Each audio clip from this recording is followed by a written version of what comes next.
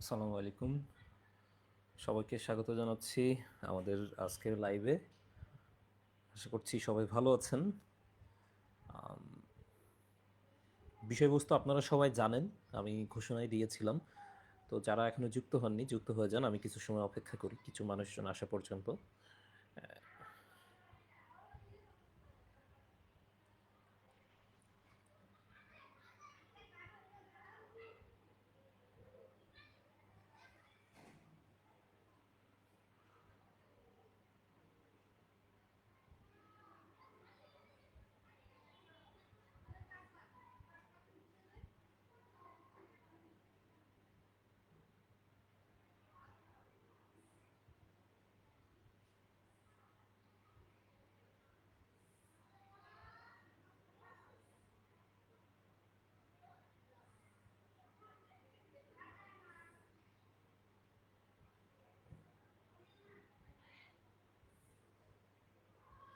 Sound ঠিকঠাক আছে কিনা, স্ক্রিন ঠিকঠাক দেখা যাচ্ছে কিনা একটু জানাবেন।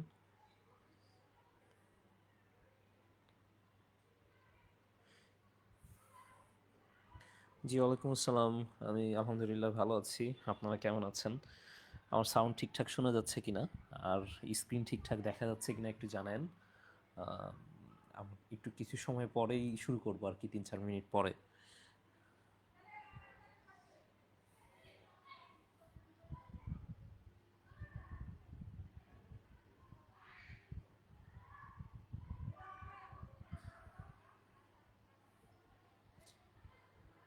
ওয়ালাইকুম আসসালাম।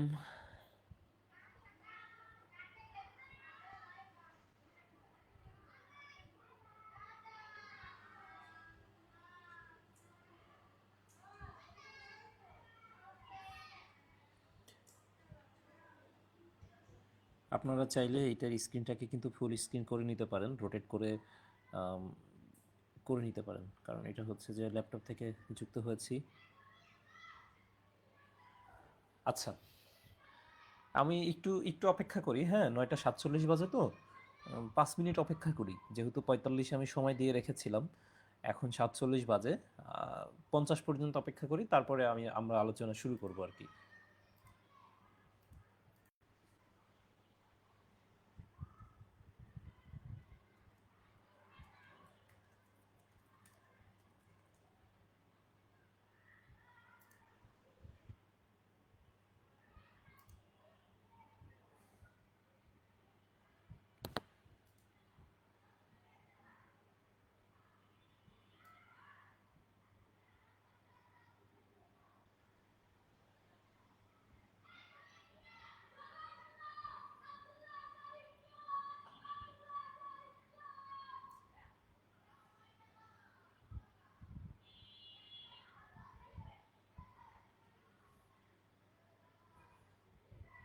আপনারা একটু জানাবেন যে আমার সাউন্ড ঠিকঠাক শুনতে পাচ্ছেন কিনা, আর আমি যে স্ক্রিন শেয়ার করে রেখেছি আপনারা সেটা ঠিকঠাক মতো দেখতে পাচ্ছেন কিনা। আমি তো নিজে আসলে বুঝতে পারছি না, কারণ আমি তো স্ক্রিন শেয়ার দিয়ে রেখেছি। তো সেজন্য আপনারা একটু কমেন্ট করলে আমার জন্য বুঝতে সুবিধা হবে।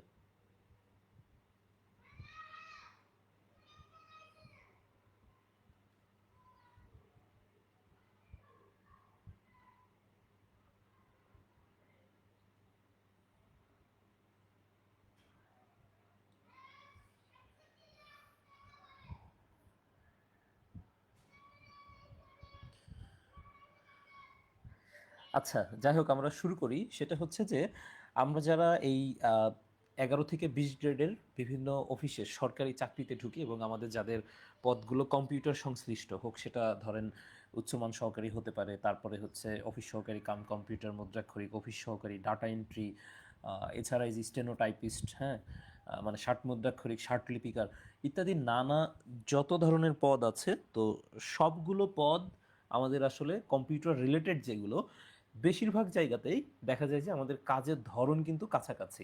চিঠিপত্র লেখা, ছোটোখাটো বেসিক ডাটা এন্ট্রি করা, হ্যাঁ। তো সেই ক্ষেত্রে দেখা যায় যে অফিসে আমাদের চিঠিপত্রের কাজটা সব থেকে বেশি হয়। এখন সরকারি অফিসে আসলে নানা ধরনের চিঠিপত্র আছে, বিভিন্ন ধরনের চিঠিপত্র আছে। আমি যদি ভুল না করি, কত 10-12 রকমের চিঠিপত্র আছে। যেমন ধরেন, এই যে আমি যেই স্ক্রিনটা শেয়ার দিয়েছি, এটা হচ্ছে সচিবালয় নির্দেশমালা 2024। এটাকে কেন্দ্র করেই মূলত সরকারি অফিসের বিভিন্ন ধরনের চিঠিপত্র, তারপরে বিভিন্ন নথি, রেজিস্টার ইত্যাদি বিষয়ের কাজ হয়ে থাকে। তো ধরেন এই যে এখানে পত্রাদির তালিকা আছে, এখানে নমুনা স্লিপ সূচি এটা একটা, তারপরে এই যে এইটা একটা আছে নথি নাম্বার, নথি নিষ্পত্তি ফর্ম, এটা একটা আলাদা ফর্ম।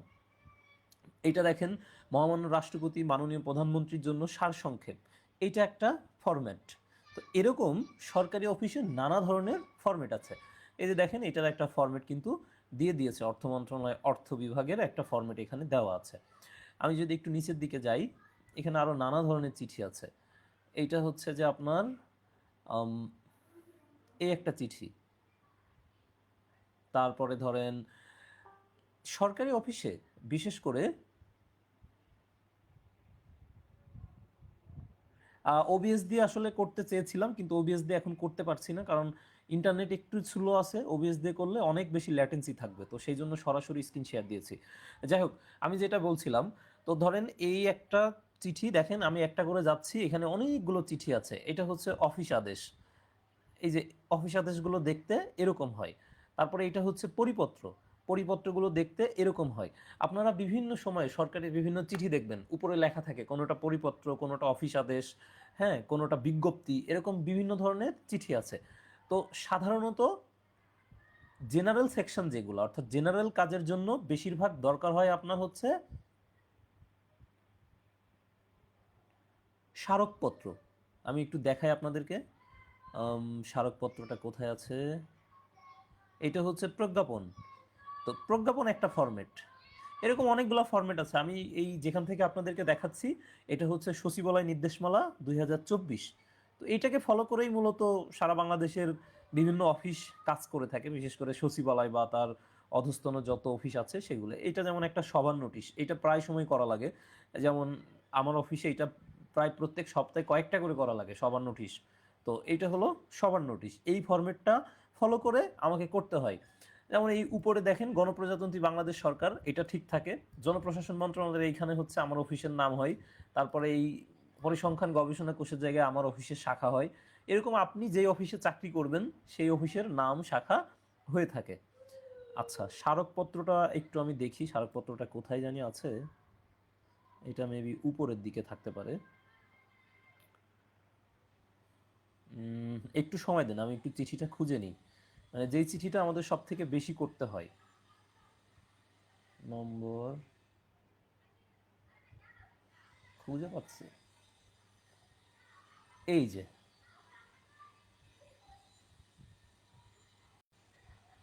এইটা হচ্ছে যে স্মারকপত্র। দেখেন এই ধরনের আমরা অফিস স্মারক, এটাকে বলা হয় হচ্ছে অফিস স্মারক। তো সরকারি অফিসে আসলে অফিস স্মারকের কাজটা সব থেকে বেশি করতে হয় যাদের জেনারেল সেকশন। আর অন্যান্য বিভিন্ন চিঠি থাকে। অফিস স্মারকের কাজ কি? অফিস স্মারকের কাজ হচ্ছে এক অফিস থেকে অন্য অফিসে যখন চিঠি দেওয়া হয় তখন মূলত এই অফিস স্মারকটা কাজ করে। তো চলেন আমি এই ফরম্যাটটা আসলে আপনাদেরকে করে দেখাই, এটা আমরা ওয়ার্ডে কিভাবে করতে পারি সহজে। আম, আমি হচ্ছে একটু স্ক্রিনটাকে ভাগ করে নিচ্ছি দুই পাশে। তো এইটা হলো ধরেন আমার মাইক্রোসফট ওয়ার্ড, এটাকে আমি এইভাবে রাখলাম।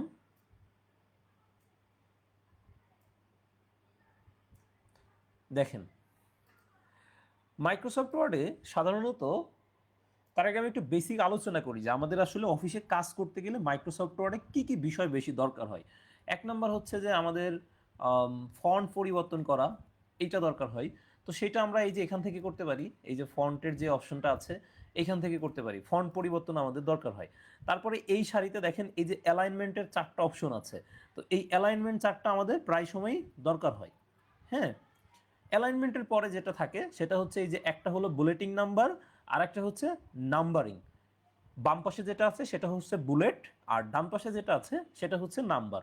তো আমাদের এটা মাঝে মাঝে দরকার হয়, বুলেট নাম্বার। তারপরে যেটা আছে এই যে এইটা হলো যে ডিক্রিজ ইন্ডেন্ট আর ইনক্রিজ ইন্ডেন্ট। ইন্ডেন্টের কাজ কি? ইন্ডেন্টের কাজ হচ্ছে একটা প্যারাগ্রাফ বা একটা লাইনকে ধরে একটা নির্দিষ্ট অ্যামাউন্টে সরানো। এটা আমরা ট্যাব দিয়েও করতে পারি, কিন্তু ইন্ডেন্টের আর ট্যাবের মধ্যে কিছু পার্থক্য আছে। তো ধরেন এই ইন্ডেন্টটা আমাদের দরকার হয়। আমি একটু লিখি ইন্ডেন্ট। তো এখান থেকে আমাদের এই কয়টা জিনিস দরকার হয় হোম মেনুর আন্ডারে। এবার আসেন ইনসার্ট মেনুতে যাই। ইনসার্ট মেনুতে আমাদের টেবিলটা দরকার হয়। টেবিলের বিভিন্ন জিনিসপত্র আছে, সেটা আমাদের দরকার হয়। তারপরে এই যে শেপ আছে, পিকচার আছে, এগুলো খুব বেশি দরকার হয় না। সরকারি অফিসের চিঠিতে সাধারণত শেপ বা টেবিল এগুলো কম লাগে। তবে মাঝে মাঝে শেপ থেকে আমাদের এই যে টেক্সট বক্স, যেটা এই টেক্সট বক্সটা নেওয়া লাগতে পারে।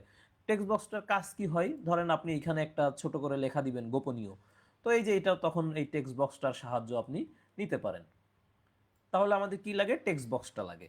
টেবিলের পরে আমাদের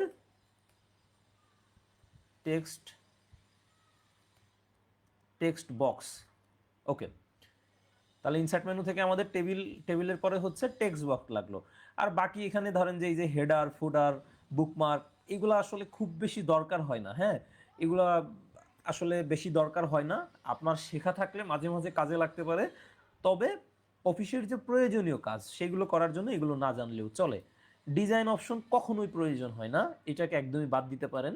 লেআউট থেকে যেটা আমাদের প্রয়োজন হয় সেটা হচ্ছে মার্জিনটা দরকার হয়, মার্জিন। তারপরে এখান থেকে ওরিয়েন্টেশনটা দরকার হয়। ওরিয়েন্টেশন অর্থাৎ আপনি পেজটাকে সোজা রাখবেন নাকি আড়াআড়ি দিবেন, সেটার জন্য আমাদের হচ্ছে ওরিয়েন্টেশনটা দরকার পড়ে।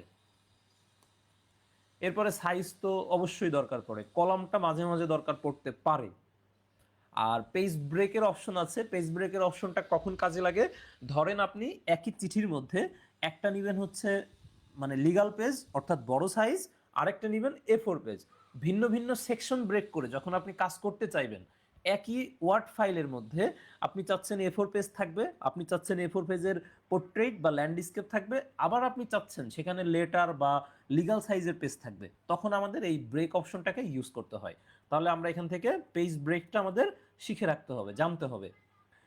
আর ইনডেন্টের মধ্যে এই যে স্পেসিং, যেটা এই স্পেসিংটা হোমের মধ্যেই এখানে আছে, এই যে এটা এটা হলো আমাদের প্যারাগ্রাফ অপশন। তাহলে আমরা এখানে লিখি প্যারাগ্রাফ অপশনটা আমাদের প্রয়োজন হবে।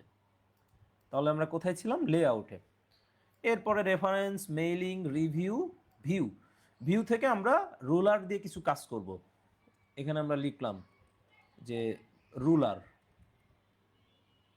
আর তেমন কিছু দরকার নাই, আমাদের দৈনন্দিন কাজ করতে গেলে এই জিনিসগুলো দরকার হয়। আচ্ছা, আপনারা কি আছেন? সাউন্ড কি শোনা যাচ্ছে ঠিকঠাক মতো? স্ক্রিন দেখা যাচ্ছে? একটু কমেন্ট করেন তো, আমি তো আসলে বুঝতেছি না।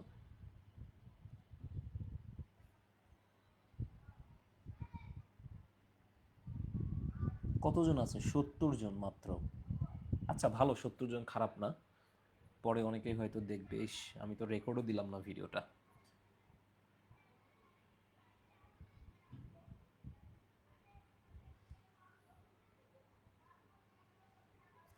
তাহলে দেখেন, প্রাথমিক অবস্থায় আমি এই দীর্ঘদিনের আমার কাজ করার অভিজ্ঞতা থেকে যতটুকু বুঝতে পেরেছি, তাতে এই জিনিসগুলো আমাদের দরকার হয়।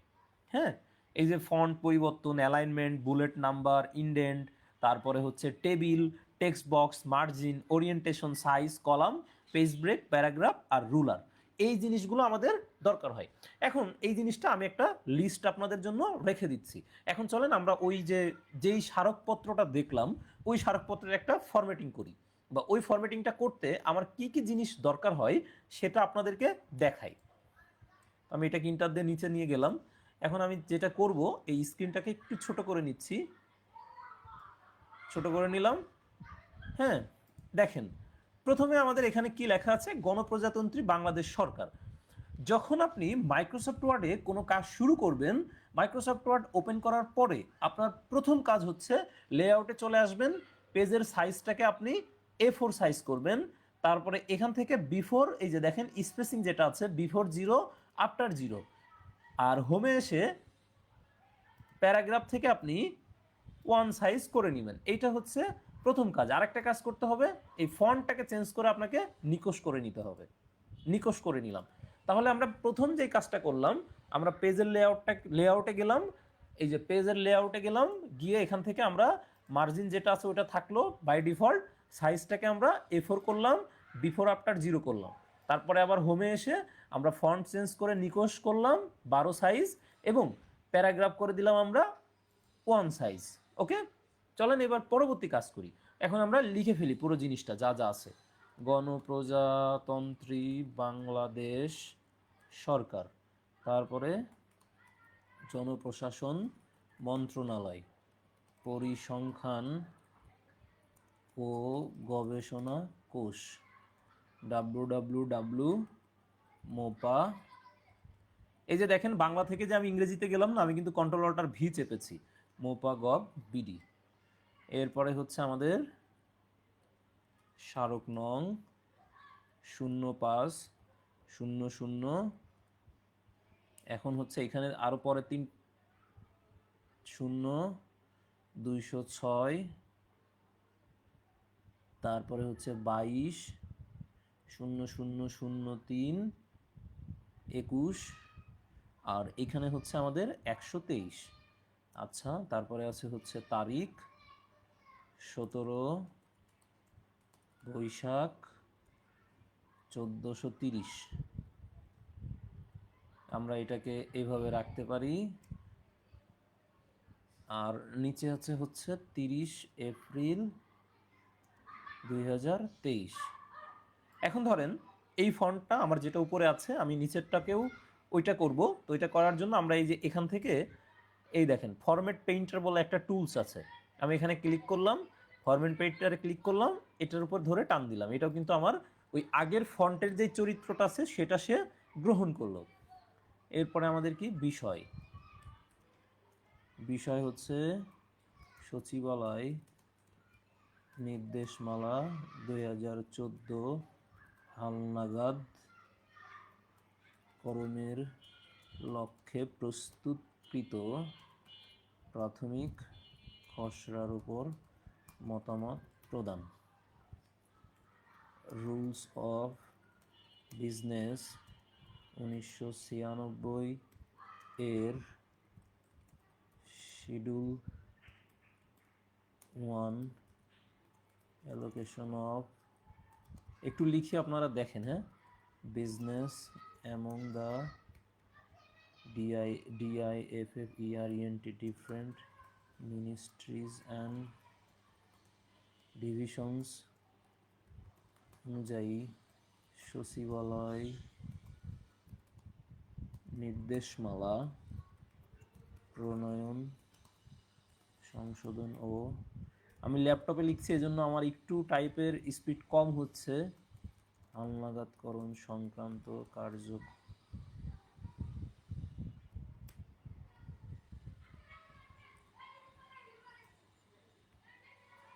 কার্যক্রম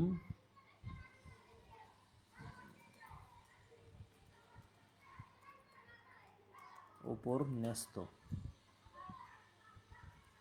সচিবালয়ের দাপ্তরিক, এই যে দেখেন অন্তুজ্জা দিতে কিন্তু ঝামেলা হচ্ছে। তাহলে অন্তুজ্জা রেপ আমি কিভাবে দিচ্ছি, প্রথমে অন্তুজ্জা শিফটে, তারপরে আবার ব্যাকে এসে অন্তুজ্জা চাপতেছি। কার্য নিষ্পত্তি সুনির্দিষ্ট ও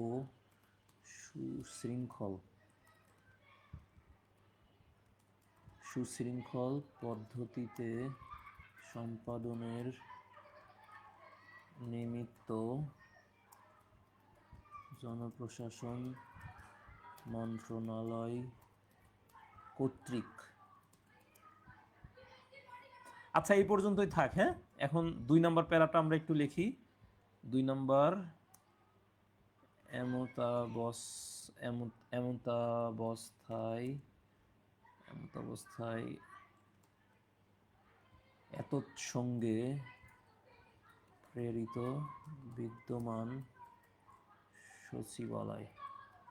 সচিবালয় নির্দেশমালা ও প্রণীত প্রাথমিক খসড়া একটা কিছু এখানে দিলাম। তারপরে এখানে হচ্ছে সংযুক্তি,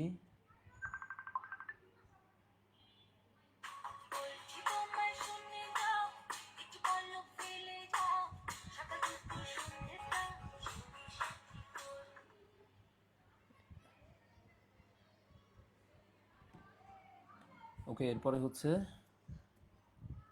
সংযুক্তি বর্ণনা মোতাবেক তুলনামূলক বিবরণী ও ক্রয়পত্র সমূহ।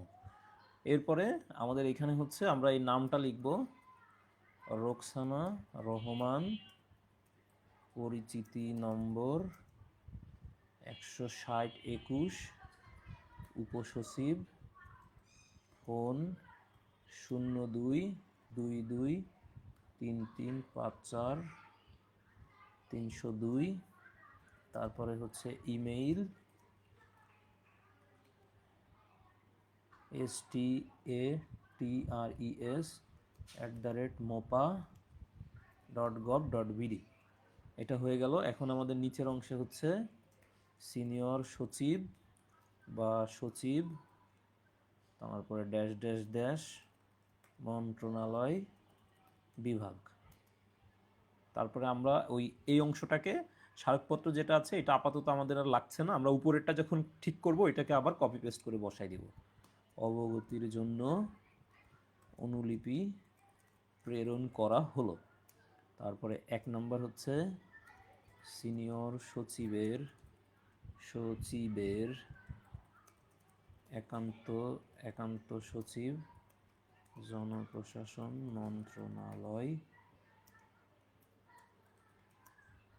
সিনিয়র সচিব মহোদয়ের সদয় অবগতির জন্য। আর 2 নম্বরে হচ্ছে অতিরিক্ত সচিব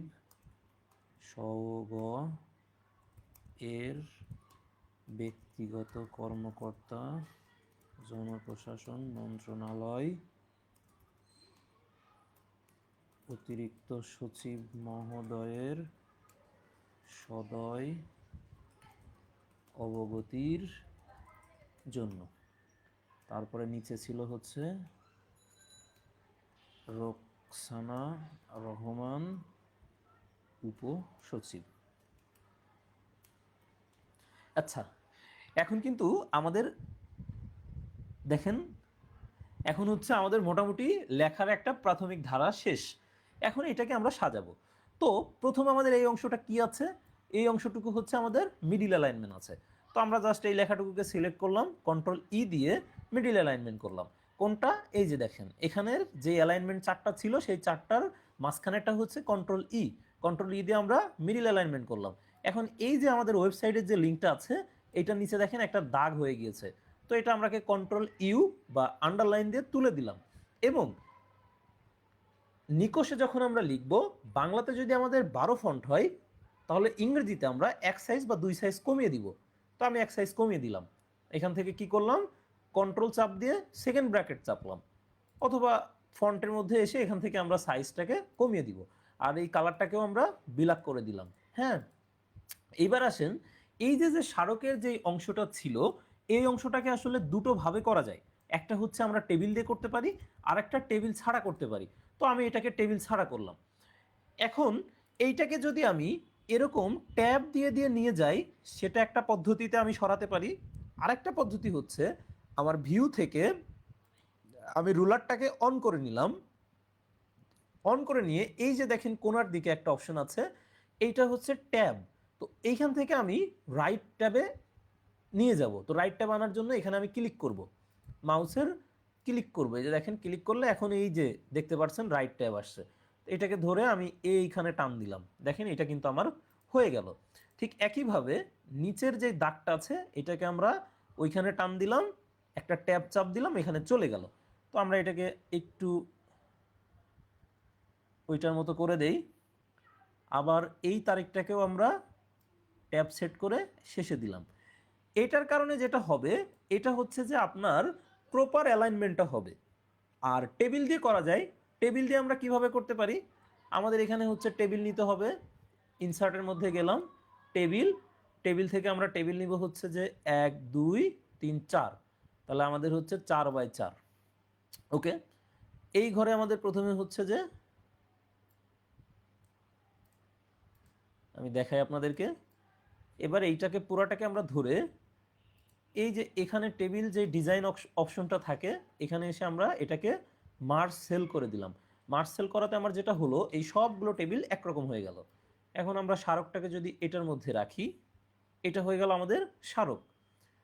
আর এইখানে আমাদের উপরে হবে হচ্ছে বাংলা তারিখ, নিচে হচ্ছে ইংরেজি তারিখ। তো বাংলা তারিখের জন্য এখানে আমাদের আরেকটা ঘর লাগবে। এই দুটোকে সিলেক্ট করলাম, ডিজাইন টেবিলে গিয়ে মার্জ থেকে মার্জ টেবিল করে দিলাম। এখানে এবার আমরা লিখলাম যে তারিখ। উপরে হবে হচ্ছে আমাদের ইংরেজিটা, নিচে হবে হচ্ছে বাংলাটা।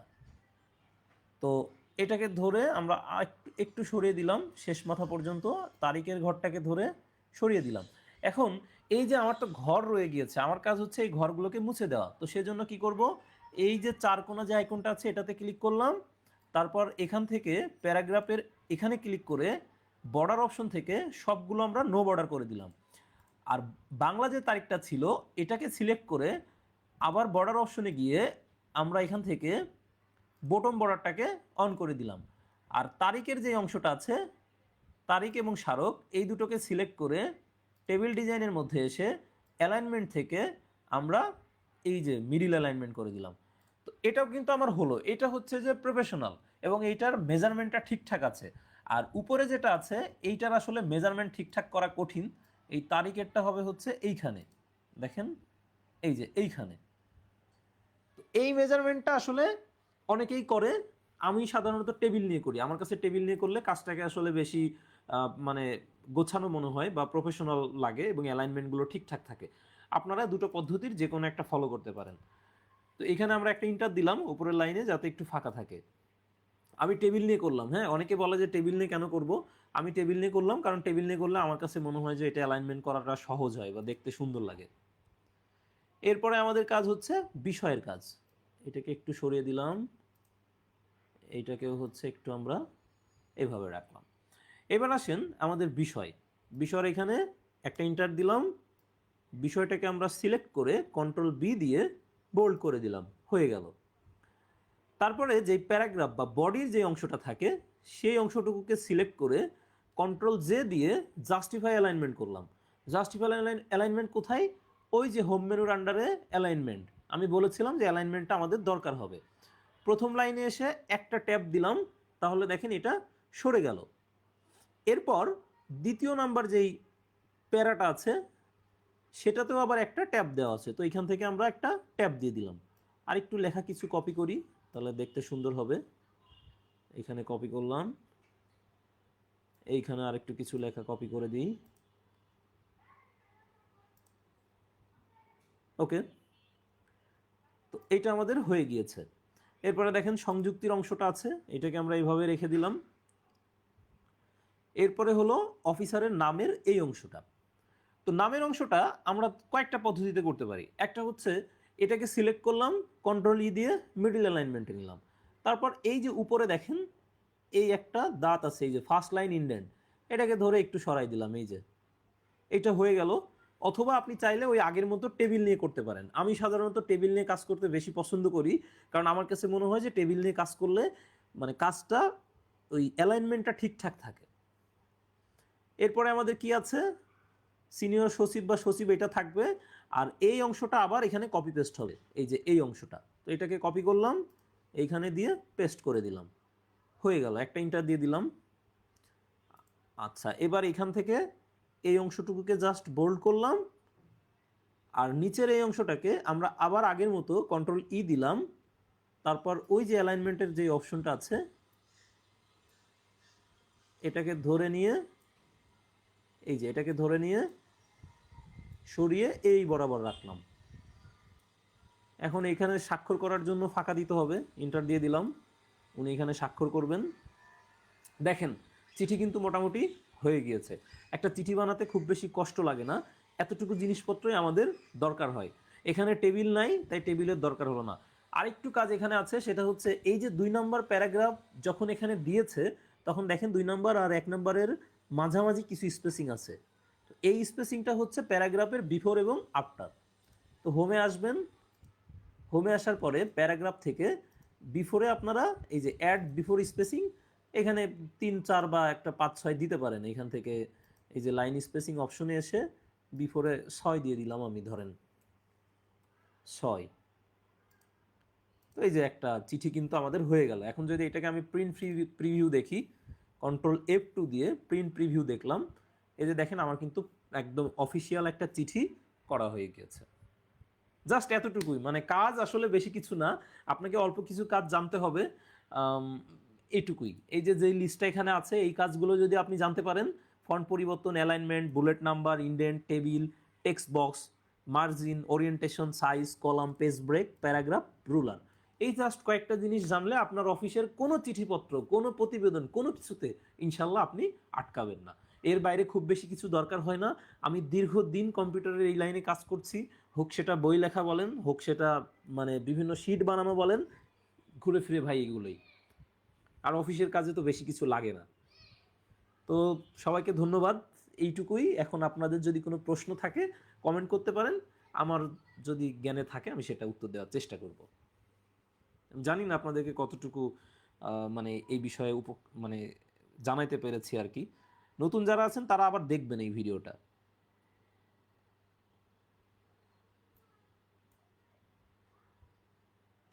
এখন বলেন আপনাদের আর কার কোনো সমস্যা হয় কি না।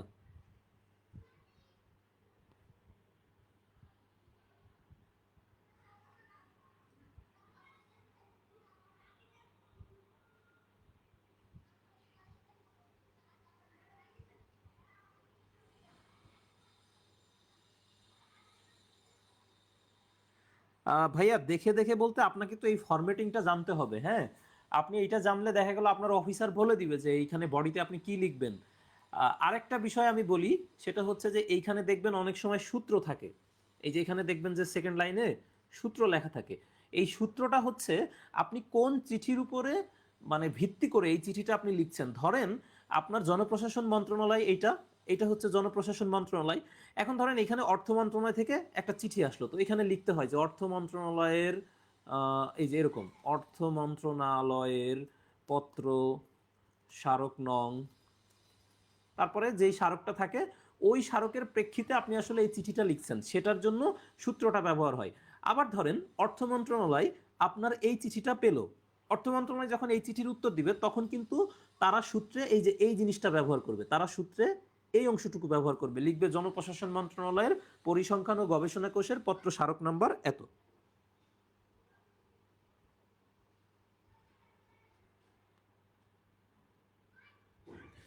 আহ, আমি আসলে বুঝতে পারি নাই যে কি এইটা কি মানিক ভাই আপনাদের কি আহ, ভাই ফরম্যাট হচ্ছে যে ম্যাক্সিমাম অফিসে, যেমন ধরেন আমি এইটা টেবিল দিয়ে করি, বুঝছেন, আমি এই স্মারকের অংশটা টেবিল দিয়ে করি, কিন্তু আগের যারা সিনিয়র আছে তারা হচ্ছে যে টেবিল না, ওই যে প্রথমে যেভাবে আপনাদেরকে দেখালাম ওভাবে করে।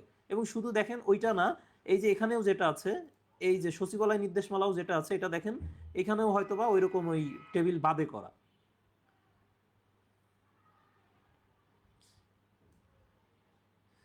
এই সমস্ত বেসিক বিষয়গুলো জানা থাকলে আপনার অফিসের কাজ করতে সুবিধা হয়, অনেক কিছু বুঝতে সহজ হয়। এই ছোটোখাটো বিষয়ের জন্য অনেকের কাছে জিজ্ঞাসা করলে বিরক্ত হয়। আপনারা এখন সবাই ইয়াং জেনারেশন, ছোটোখাটো এইসব বিষয় ইউটিউব দেখেই শিখতে পারেন। আমি জাস্ট আপনাদেরকে দেখালাম যে বেশি কিছু আসলে করা লাগে না। আর কোর্স করে ভাই এইসব শিখতে পারবেন না, কোর্স করে এগুলো আপনি কখনোই শিখতে পারবেন না, এগুলো আপনাকে প্র্যাকটিস করে করে শিখতে হবে। তো এই আমার ধরেন এরকম একটা চিঠি আমি কিভাবে কাজ করি, আমার ধরেন এরকম চিঠির ফরম্যাট, ফরম্যাট বলতে আমি যেটা করি, আমার উপরের এই অংশটুকু করা আছে, আমার অফিসার যে কয়জন আছে তাদের নামটা এইভাবে লেখা আছে, এই তো যখন যেটা দরকার হয় ধরি বসাই লেখি শেষ। আমার চিঠি করতে বেশি সময় লাগে না, আমি যেহেতু মোটামুটি আলহামদুলিল্লাহ কম্পিউটারে টাইপ টুকটাক পারি, তো সমস্যা হয় না খুব বেশি।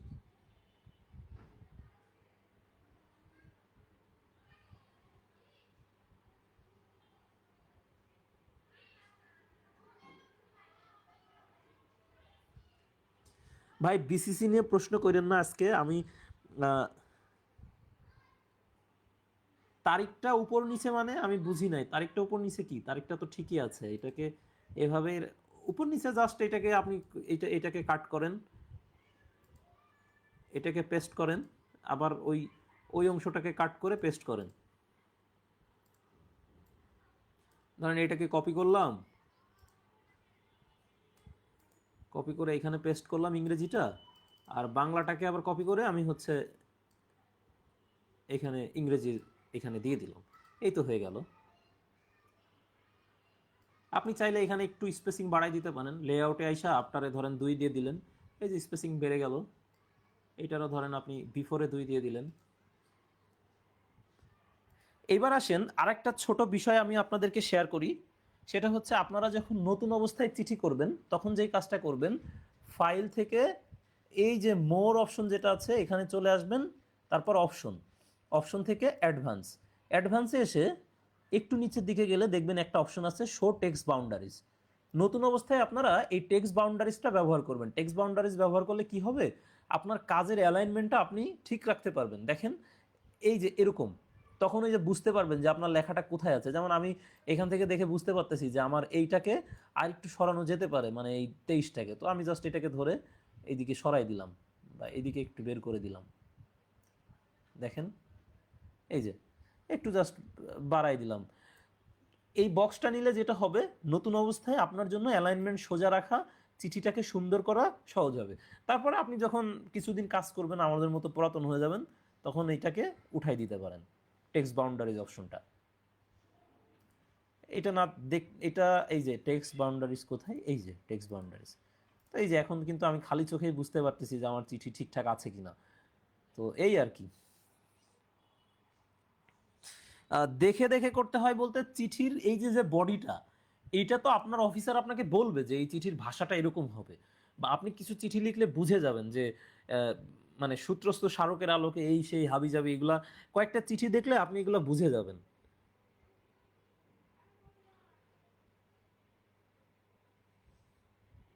ঠিক আছে, প্রত্যেকটা চিঠির আলাদা আলাদা লেআউট আছে। যেমন এটা আমি আপনাদের করলাম স্মারক, এখানে দেখেন লেখা আছে স্মারক নম্বর, কিন্তু যখন এটা অফিস আদেশ হবে তখন স্মারক নম্বরটা উঠে গিয়ে এখানে হবে হচ্ছে নম্বর। এক একটা চিঠির এক একটা ফরম্যাট, এখানে অনেকগুলো ফরম্যাট আছে। এই যে যেমন অফিস আদেশ, যখন অফিস আদেশ হবে তখন কিন্তু আবার স্মারকের পরিবর্তে এখানে নম্বর হবে। বিষয়টা উঠে গিয়ে তখন এখানে অফিস আদেশ হবে। বুঝতে পারছেন? এই যে দেখেন। আর চিঠিতে উপরে যার স্বাক্ষর থাকে, এই যে উপরে যিনি স্বাক্ষর থাকে, উনার হচ্ছে যে ফোন এবং ইমেইল থাকবে। উনি হচ্ছে পত্র স্বাক্ষরকারী, মানে এই পত্রটা স্বাক্ষর উনি করেছেন। আর নিচে যার নাম থাকে উনি হচ্ছে পত্র প্রেরক। এখন পত্র স্বাক্ষরকারী এবং পত্র প্রেরক একই জন হইতে পারে, আবার পত্র স্বাক্ষরকারী আলাদা হইতে পারে, প্রেরক আলাদা হইতে পারে।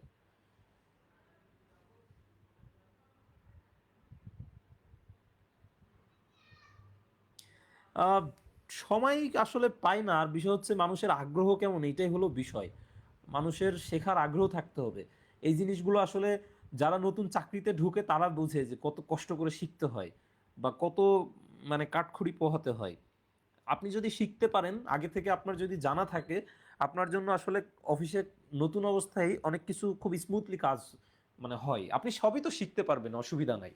কিন্তু তারপরেও একটা জিনিস জানা থাকলো আর একটা জিনিস না জানা থাকাটা অনেক পার্থক্য। কত মিনিট হলো আমাদের লাইভ? এখন বলেন আপনাদের আর কারো কোনো অসুবিধা আছে কিনা, বা কোনো বিষয়ে যদি জিজ্ঞাসা থাকে বলতে পারেন। আমি জানি না এই চিঠিটা আসলে বা এই আজকের লাইভটা কারো কোনো উপকারে লাগলো কিনা। কারিগরি শিক্ষা অধিদপ্তরে ভালো ভাই। তো বুঝতে পারছেন তো নাকি চিঠিপত্রের ব্যাপারটা আসলে কিরকম? আমি এইটাকে সেভ দিব নাকি? না, সেভ দেওয়ার দরকার নাই, এই যে এইটাকে জাস্ট আমি দিয়ে দিব না কমেন্ট বক্সে।